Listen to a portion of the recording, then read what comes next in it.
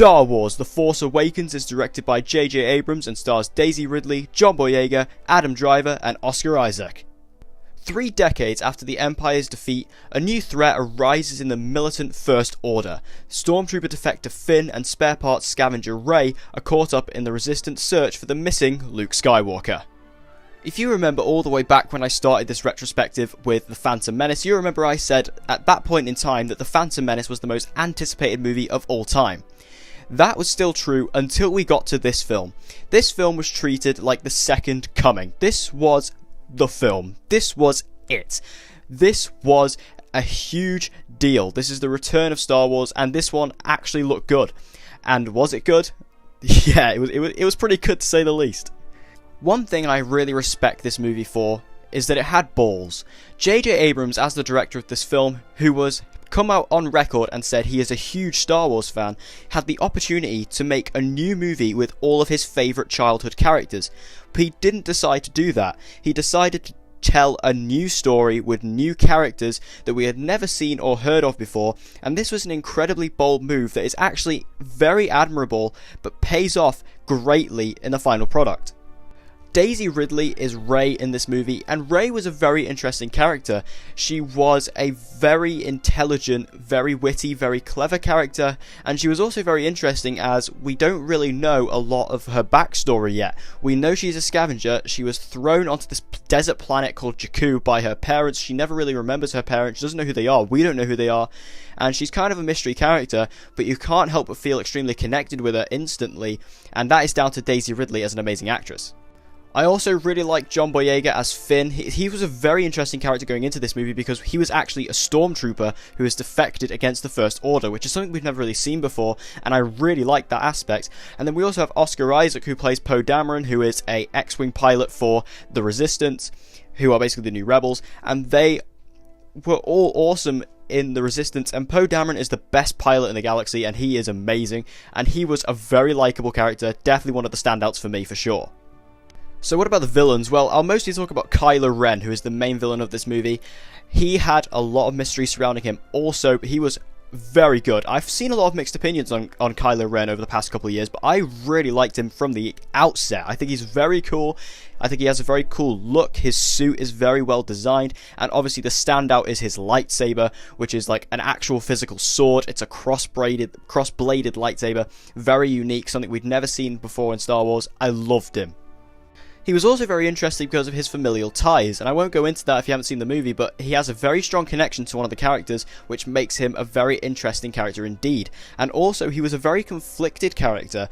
He wasn't exactly completely in the dark side, but he wasn't on the light either. He's kind of in the middle, and he feels light and the dark pull towards him in both different directions, and that makes him a very conflicted character, which adds a lot of drama between him and his dark side mentors, such as Grandmaster Snoke.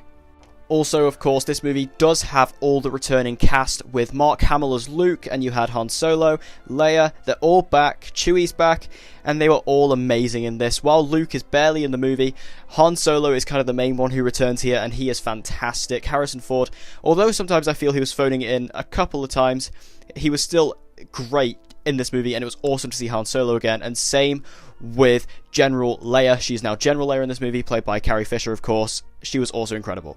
I also want to commend the action scenes. Obviously, over the years, Star Wars has just gotten better and better with its action sequences, and The Force Awakens is one of the best. One of my favourite scenes has to be the Battle of Takodana, which is where Maz Kanata is. I really like that scene where you have a massive aerial battle with the X-Wings with the Resistance and the First Order and their TIE fighters. It was a very awesome fight, and it also have a bit of drama with Rey, Han Solo, and Kylo Ren on the ground. It was a very cool fight, set in a very beautiful backdrop. All the action sequences follow this trend. Also, I really enjoyed the tone of this movie because it's very emotional in some parts and very real and grounded, but also very over the top and very funny at times. This is probably the funniest Star Wars movie I've ever seen, but then again, like I said, one of the most emotional. I actually cried when watching this movie at a point, and it was because the emotion just really hits you to the core, especially if you're a Star Wars fan. And also, like I said, it brings it back up with so many light, funny moments that are genuinely funny between these characters. They're great. Now, there are some negatives. For one, I felt the First Order were, they are basically just a second empire, although they had some very cool designs. Like, I actually love the design of the Stormtroopers in this movie. I don't really enjoy the First Order concept as a whole, just because they may as well be the remains of the Empire, and I guess that is what they are, but they didn't really have to change the name. They just kind of wanted to make it seem different, so we had a new enemy type, but they're basically very generic, and they're basically the same as what the Empire was, so what was the point of really changing it? Also, probably my biggest negative with this film comes with the concept of Starkiller Base. Return of the Jedi having a second Death Star was a real letdown. So this was basically a third Death Star, and I really didn't like it. It's just become redundant and boring at this point, and the way they have to take it down in a similar fashion, it just becomes really boring.